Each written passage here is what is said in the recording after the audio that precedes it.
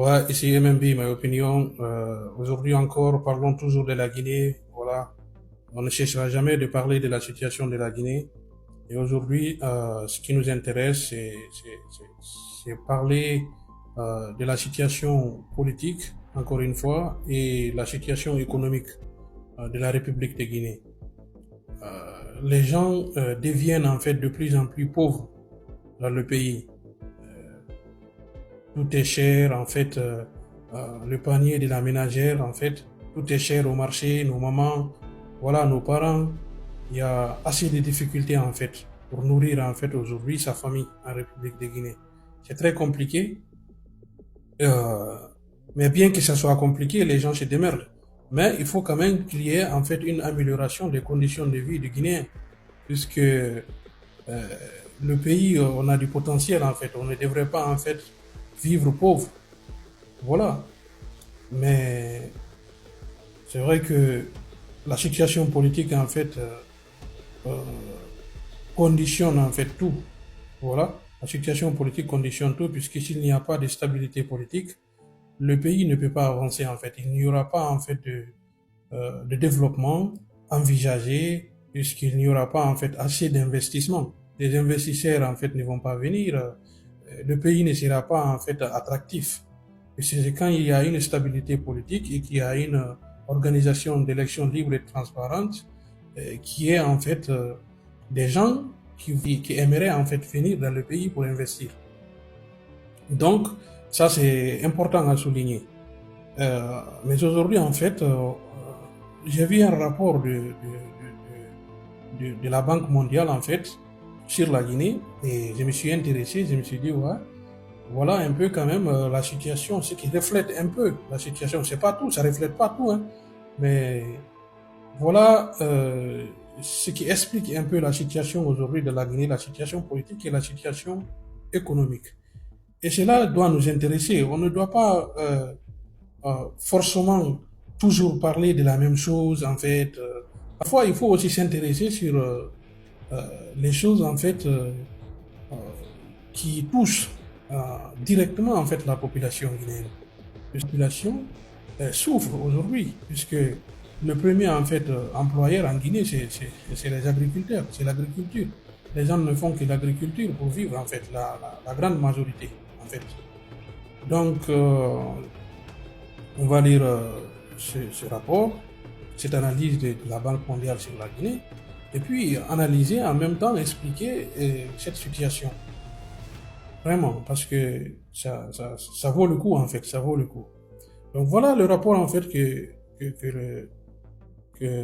cette institution, que la Banque mondiale dit sur la Guinée, c'est-à-dire, euh, tout le monde sait que le premier employeur, en fait, du pays, c'est le secteur de l'agriculture.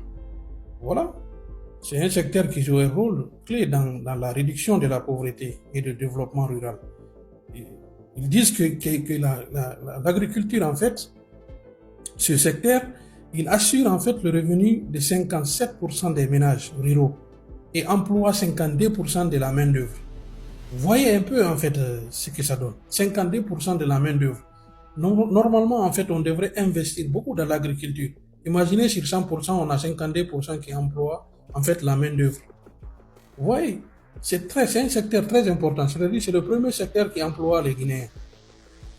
Donc, en plus de ce secteur, il y a les ressources naturelles, mais également les industries de transformation et les services sont autant d'atouts économiques pour la Guinée. Mais pour en tirer pleinement profit et accélérer le processus de transformation structurelle, le pays doit améliorer sa gouvernance. C'est clair. Le pays doit améliorer sa gouvernance. Mais par quoi? Par l'organisation des élections libres et transparentes. Il faut qu'on arrête un peu, en fait, à accéder au pouvoir par la force, hein, par les coups d'État. C'est ça aussi l'amélioration de la gouvernance.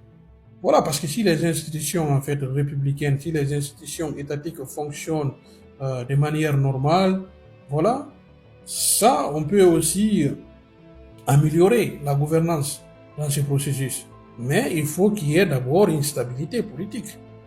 Voilà. Et cette stabilité politique n'est rien d'autre que voilà une organisation libre et transparente d'élections et que on ait des représentants en fait dignes de nom que la population aura choisi. Donc c'est ça aussi la bonne gouvernance. La Guinée tire la majeure partie en fait de ses revenus de l'exploitation minière. Ça bien, tout le monde le sait. L'expérience montre toutefois que l'exploitation minière et l'hydroélectricité peuvent avoir des impacts négatifs directs et indirects sur la biodiversité et l'environnement. Oui, oui, mais il le faut quand même. Malgré ça, en tout cas, on exploite aujourd'hui. Regardez par exemple la région de Bokeh. Voilà, là-bas on ne parle plus de biodiversité. Même si on parle en fait de l'environnement ou de la biodiversité, mais on ne met pas l'accent en fait sur ça. Voilà, puisque ce qui intéresse en fait les grandes puissances ou les pays émergents, en fait, c'est l'extraction de ces minerais. Oui. Donc, ces risques potentiels doivent être soigneusement gérés, bien sûr. Mais est-ce qu'on gère ça soigneusement? Voilà, aujourd'hui, si vous partez par exemple dans la région de Bokeh, là où on exploite même à Kindia, hein, là où on exploite la bauxite, et vous allez là-bas pour puiser de l'eau dans les puits, pendant la saison sèche, vous verrez que l'eau est vraiment sale en fait. L'eau devient rougeâtre. Vous voyez? Donc, ces risques potentiels en fait doivent être gérés. Autre grand défi pour la Guinée, le chômage des jeunes et les inégalités hommes et femmes. Franchement, c'est autre chose en fait. Les jeunes Guinéens en fait ne travaillent pas, ça c'est le chômage, tout le monde veut sortir du pays, il y a l'immigration, voilà. Les Guinéens viennent en Europe, ils vont aux États-Unis, en Amérique, voilà, certains vont en Afrique là-bas. Les gens cherchent à survivre. S'il n'y a pas de travail, ils n'ont pas où en fait trouver de l'emploi dans leur pays. Et surtout, en plus qu'il n'y a pas de sécurité, il n'y a pas de stabilité. En plus de ça, il y a la situation politique en fait qui fait fuir les gens. Alors, vous voyez un peu ce que ça fait.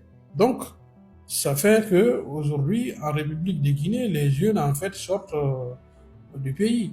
Puisqu'il n'y a pas d'emploi, il y a le chômage. En plus de ça, on tue les gens, il n'y a pas le droit de l'homme. Les droits de l'homme ne sont pas respectés. Alors, à chaque manifestation, on tue les gens. Et c'est un peu compliqué en fait pour les jeunes Guinéens.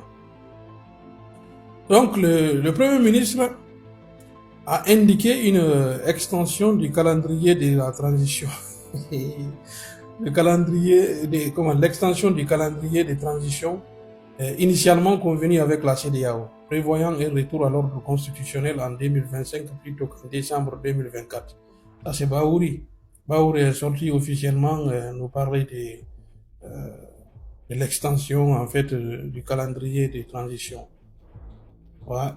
Ça veut dire qu'ils ne vont pas tenir leurs promesses. Voilà. C'est-à-dire que politiquement, ils cherchent toujours à rallonger en fait le processus en fait du retour à l'ordre constitutionnel. Et ça c'est grave.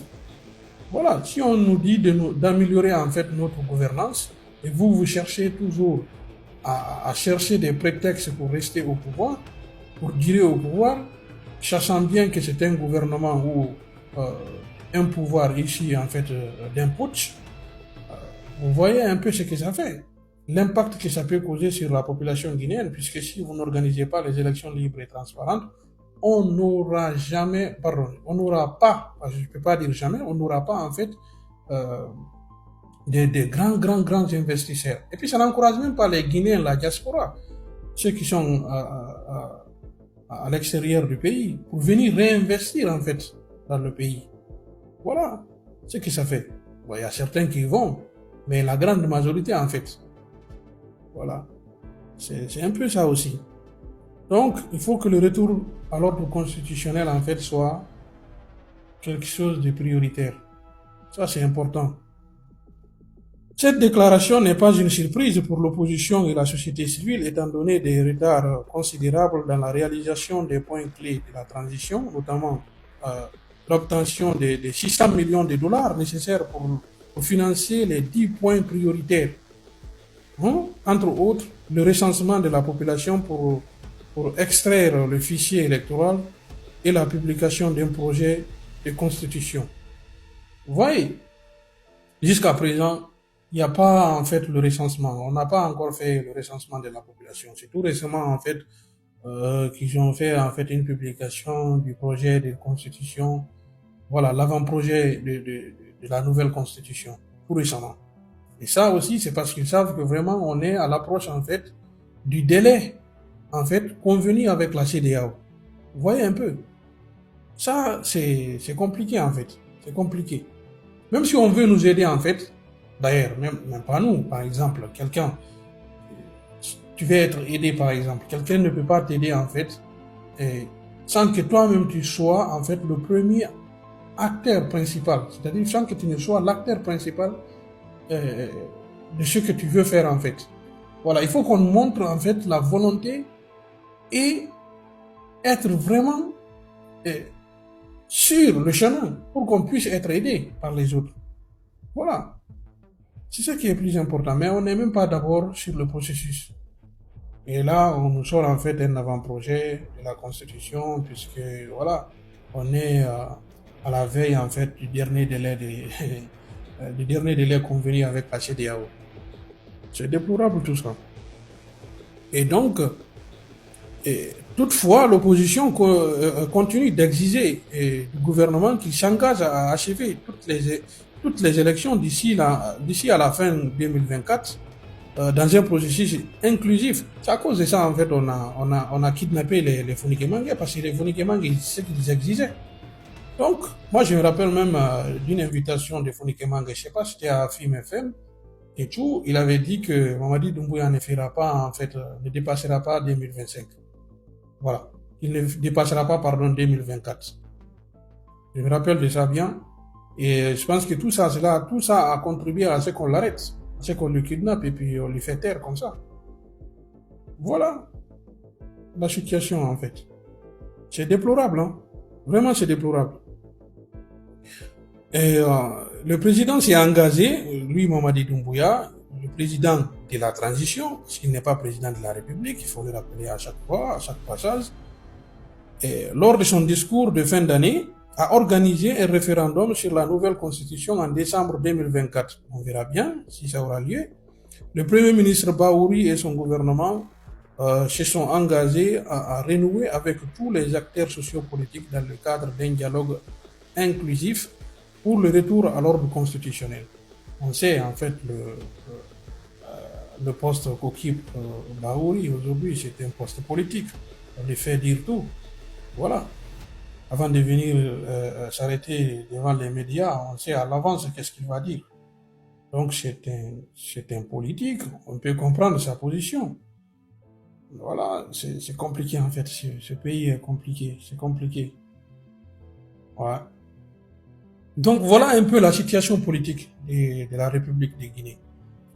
Et on voit que on n'est pas, en fait, je ne pense pas personnellement, mon opinion en fait, je ne crois pas qu'on puisse en fait organiser les élections libres et transparentes en décembre 2024. Ouais. Personnellement, voilà, je ne vois pas une issue en fait. Ouais, puisque eux-mêmes ils ont dit qu'ils ne peuvent pas tenir en fait ce délai, ils ne peuvent pas tenir cette promesse. Donc on parle bien de prolongation ici. Donc, voilà. Donc il est très important de signaler cela et puis exiger à ce que les élections soient organisées. Voilà, Mamadi Doumbouya doit savoir ça. Il doit savoir qu'il doit organiser les élections. Il le sait, mais il faut qu'on le rappelle en fait.